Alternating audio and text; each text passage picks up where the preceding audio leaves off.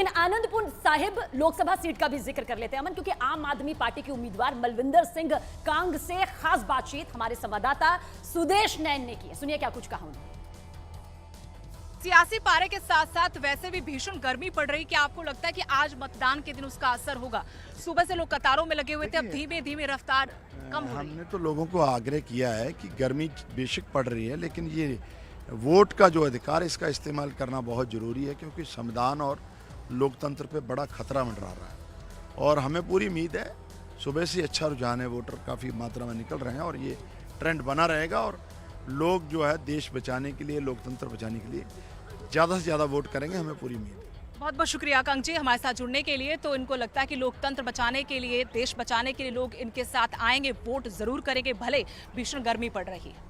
तो लौटेंगे अपने तमाम सहयोगियों के पास, क्योंकि हम जनता का मूड भी जानना चाहते हैं, जनता के मुद्दे भी जानना चाहते हैं, क्योंकि बहुत बड़ी तस्वीर आएगी 4 जून को। सतीश के सिंह जी भी हमारे साथ बने हुए हैं, खास पैनल है। सतीश जी, क्योंकि तापमान अगर बाहर का बढ़ता है तो मुझे लगता है सवाल जवाबों से हमारा और आपका भी बढ़ जाता है, लेकिन मैं चाहूंगी, क्योंकि एक जनता की आवाज आप भी हैं, वरिष्ठ पत्रकार है, और जनता की आवाज हम भी हैं। प्रधानमंत्री नरेंद्र मोदी की योग मुद्रा का जिक्र बस इस छोटे से सवाल के साथ करूंगी। पीएम मोदी ये पहले चरण के दौरान भी तो कर सकते थे, अगर सारा ही ध्यान अपनी तरफ आकर्षित करना था तो पहला चरण, दूसरा चरण, तीसरा चरण, ये तो सारे चरण चले गए। क्यों आखिरी चरण? क्या सिर्फ वाराणसी को फोकस करने के लिए? क्योंकि 400 पार का जो नारा है, 50% वोट बैंक, वोट प्रतिशत जो है, जो अब तक इतिहास में किसी भी पार्टी के पास नहीं रहा। भले ही सत्ता में 10 बार में से 7 बार कांग्रेस पूर्ण बहुमत के साथ में आई और बीजेपी महज 2 बार, सिर्फ 2 बार पूर्ण बहुमत के साथ में आई है। एक बार जनता दल, आपसे बेहतर कौन ज्यादा जान सकता है, जनता पार्टी।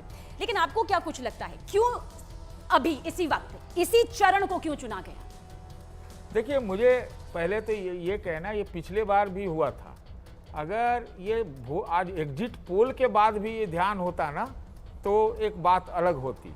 ये चुनाव से पहले कोई भी नेता प्रयास करता है कि किसी तरह से कोई भी चीज करे तो उससे वोटर्स प्रभावित हो।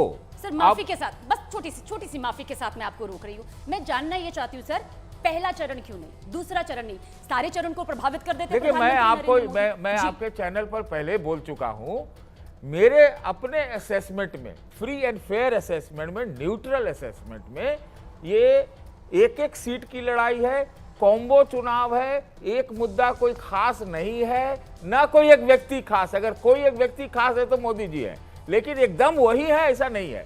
तो एक तरफा नहीं, चौतरफा चुनाव है। जब एक सीट, एक चरण, एक कॉन्स्टिट्यूएंसी मैटर करता है, तो क्या पता कि हर चीज पर ध्यान रखना तो जरूरी है ना।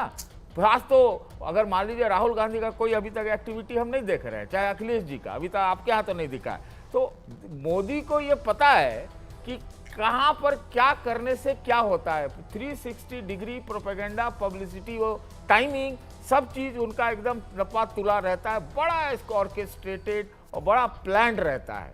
तो ठीक है, वो ध्यान कर रहे हैं, इस पर कोई सवाल कैसे खड़ा कर सकता है?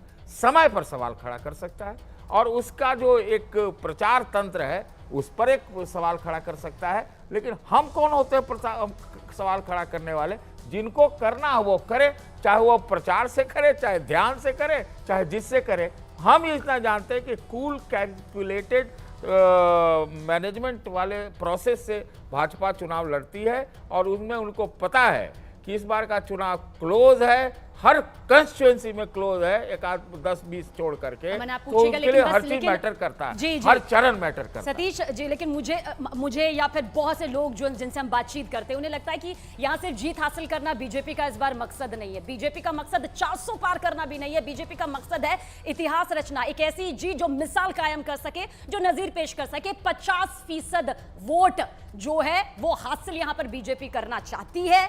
साफ है, ये पूरे देश के सामने है, ताकि वो उस मुकाम तक पहुंच पाए। क्योंकि 415 सीटें तो साल 1984 में कांग्रेस ने जीत ली थी, 415 सीटें, लेकिन 50% वोट तब भी नहीं हुआ था।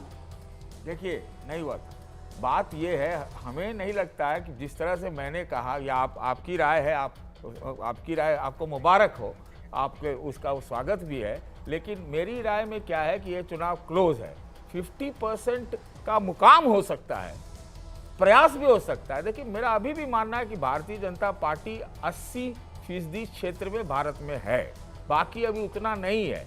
उतना अभी बढ़ाने का एक प्रयास हो सकता है, शायद इसलिए प्रधानमंत्री जी कन्याकुमारी गए हैं, वो हो सकता है। अभी ऑल इंडिया पार्टी एक बहुत अच्छे ढंग से स्थापित होने में थोड़ा और इनको शायद वक्त लगेगा। तो 50% है कि 400 पार है कि क्या कहते हैं 272 का है या कुछ चुनौती है। मुझे क्या लगता है रह के जो चीज समझ में आ रही है उसमें चुनौती भी है, मुकाम भी बड़ा है। क्यों हम अपना एक साइड लेकर के बोले, यही मैं कह सकता हूं। तो सबके अपने विचार, सबकी अपनी विचारधारा, लेकिन जनता ने किसे पहुंचाया होगा शिखर तक, आज शाम ये सब बंद हो जाएगा उस पोलिंग बूथ पर जिस पे जनता बड़ी तादाद में पहुंचे, यही उम्मीद की जा रही है। बहुत छोटा सा ब्रेक, लेकिन सबसे बड़ी महा कवरेज न्यूज़ 18 इंडिया पर जारी है मेरे और मेरे सहयोगी अमन के साथ।